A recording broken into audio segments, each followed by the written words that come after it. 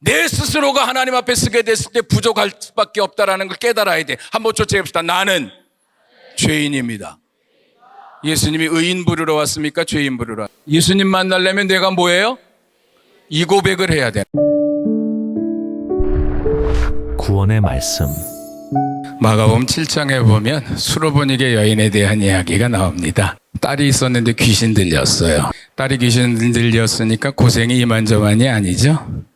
얼마 전에 이대 부속병원에 돌아가시는 분 계셔서 세례 못 받으셨다 그래서 저희 교인도 아닌데 얼른 뛰어가가지고 세례 드려야 되겠다 그래서 이제 가서 세례를 드렸어요. 근데 식사 대접한다고 군내 식당에 내려갔는데 뭘 먹을까 이렇게 보는데 옆에 있는 어떤 여자가 그러더라고요. 돈가스 드시라고, 돈가스 맛있다고. 그래서 돈가스 시켰어요. 그래서 고맙다 그랬더니 자기도 돈가스 먹을 거래요. 그래서 돈가스 시켜서 이제 돈가스가 나왔는데 갑자기 그 여자가 오더니요.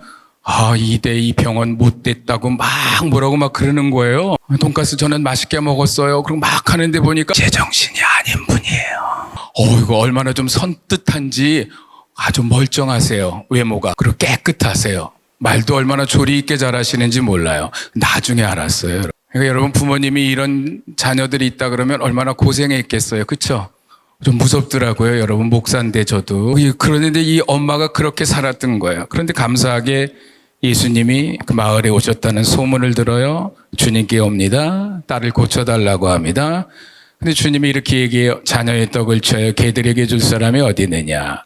칭찬이에요? 거절이에요? 거절이죠. 졸지에 개라고 하는 취급까지도 받았습니다.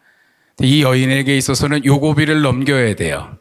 신앙에 있어서 고비를 넘겨야 할 때가 있습니다. 은혜 받으려고 하는 고비를 넘겨야 할 때가 있어. 변화돼야 될 때 고비를 넘겨야 될 때가 있습니다. 진리 안에 들어가려고 그럴 때 고비를 넘어가야 될 때가 있어요. 이 여자가 이 고비를 넘겨요. 거절하는 고비, 개처럼 취급받는 고비, 나를 우습게 생각하는 그 고비를 넘기고 뭐라고 얘기하냐면 참 지혜롭게 얘기해요. 저는 이것을 하나님이 주신 지혜가 아닌가. 여러분 기도할 때에 세상 것만 달라고 기도하지 말고 주님 저에게 지혜와 계시의 영을 달라고 기도하세요. 성경에 나왔어요. 지혜와 계시의 영이 이 시대에는 아주 필요합니다. 그럼 이 여인이 뭐라 그랬냐면 맞습니다. 옳습니다 주님. 주님 얘기가 틀렸다는 것도 아니야. 맞아요. 나 개 같은 사람이에요. 옳습니다 주님. 그런데 개들도 주인의 상, 개들도 주인의 식구 중에 자녀가 먹는 그 상에서 떨어지는 부스러기 있지 않냐고. 그 부스러기 주소서라도 먹을 테니까 부스러기를 달라고 얘기합니다. 그 예수님이 여러분 그래 내가 너에게 부스러기 은총을 준다. 여인아 네 믿음이 크구나. 그리고 부스러기 은총을 줬어요. 잘 보세요. 예수님이 준 건 부스러기 은총이에요. 여인이 받은 건요. 소원을 이뤘어요. 꿈을 이뤘어요. 새로운 인생이 시작됐어요. 예수님이 준 건 부스러기 은총이에요. 보잘것없는 은총이야. 근데 이 여인은요. 꿈을 이뤘어. 소원을 이뤘어. 생각할 수 없는 새로운 세계가 열렸어요. 이 딸과 이 엄마가 새로운 시대가 열린 거예요. 새로운 세계를 보게 됐다는 겁니다. 할렐루야. 오늘 이 시간에 주님이 여러분과 저에게 부스러기 은총 주실 줄로 믿습니다. 아멘. 첫 번째 새로운 피조물이 되기 위해서 새로운 세계를 사모하자.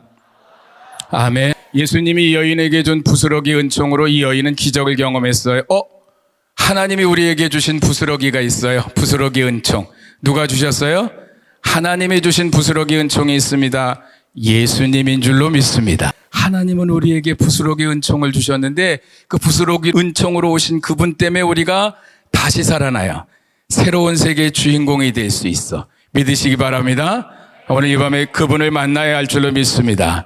근데 예수님이 이 땅에 오시게 될 때 본인만 오신 게 아니라 새로운 세계를 몰고 왔습니다. 그 새로운 세계가 바로 우리가 들어가고 싶은 어디일까요? 천국입니다. 천국. 예수님 천국 몰고 오셨어요. 그런데 여러분 지금까지 성경을 보니까 어떤 사람도 천국에 대해 얘기한 사람이 없어요. 지금까지 또 한 번도 천국에 대해서 얘기한 사람이 없어. 딱 한 사람이 있었습니다. 광야에서 있었던 사람 한 사람이 있었어요. 그 사람은요 천국에 대한 이야기가 아니라 천국을 소개하려고 이렇게 얘기했어요. 회개하라. 천국이 가까이 왔다. 누군지 아십니까? 세례 요한이에요. 천국을 잘 몰라요. 근데 천국을 몰고 오시는 분이 가까이 왔다는 걸 알았어. 그래서 그분이 외치는 건 단 하나밖에 없었어요. 회개하세요. 천국이 가까이 왔어요. 회개하세요. 천국을 몰고 오는 분이 계세요. 그래서 사람들이, 유대 나라 사람들은 천국을 사모했어요. 너무너무 사모했어. 근데 천국이 온다 그러니까 어떡합니까? 세례요한에게 와서 세례를 받은 거예요. 그 세례가 죄 씻음의 세례였거든요. 물 세례를 받기 시작을 한 겁니다. 그런데 예수님은요, 천국에 살다 오신 분이야. 그분이 자기만 온 게 아니라 천국이라고 하는 새로운 세계를 몰고 오셨습니다. 그래서 여러분, 천국의 이야기는 누구만 할 수 있었어요? 예수님밖에 할 수 없어. 우리 여러분과 저는 지금 성경을 통해 천국에 대한 이야기를 들었지만, 천국에 대한 이야기는 그 당시에 사람들이 한 번도 듣지 못했던 사람, 한 번도 들은 적이 없어요. 히브리 11장을 뭐라 그래요?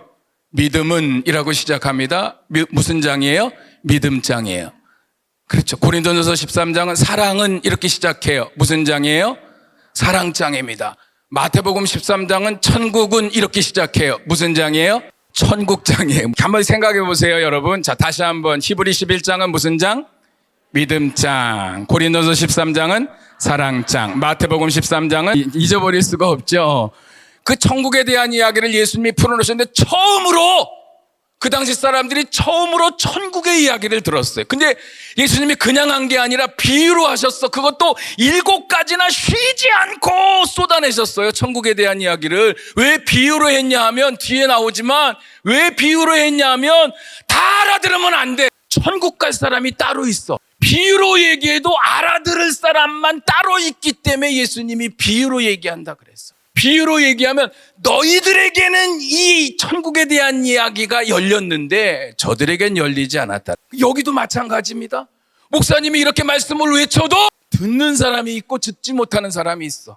그냥 앉아있는 사람이었어. 귀로만 듣는 사람이 있어. 육신으로 듣는 사람이 있고 영으로 듣는 사람이 있어. 심령으로 듣는 사람이 있어. 고민하며 듣는 사람이 있어. 기뻐하며 듣는 사람이 있습니다. 은혜 받으며 듣는 사람이 있어. 변화되며 듣는 사람이 있어. 그냥 듣는 사람이 있고 듣는 것도 이렇게 차이가 많다라고 하는 사실이에요. 그 예수님의 7가지 얘기 가운데 어떤 게 있냐면, 천국은 좋은 씨를 뿌리는 사람과 같은데, 이 사람이 좋은 씨를 뿌렸는데 밤에 원수가, 그렇게 아예 성경에 나와요. 밤에 원수가 오셔서 무슨 씨를 뿌려? 가라지 씨를 뿌린다. 밤에는 뭐예요? 은밀하게, 교묘하게, 우리가 모르는 사이에 우리의 마음밭에 가라지 씨를 뿌린다 그랬는데, 뒤에 해설을 예수님이 뭐라 그러셨냐 하면, 좋은 씨를 뿌린다라는 것은 천국의 아들들이고, 좋은 씨는, 가라지는 지옥의 아들들이라고 표현을 했어요. 처음서부터 천국을 얘기할 때 주님이 뭐까지도 얘기했어요?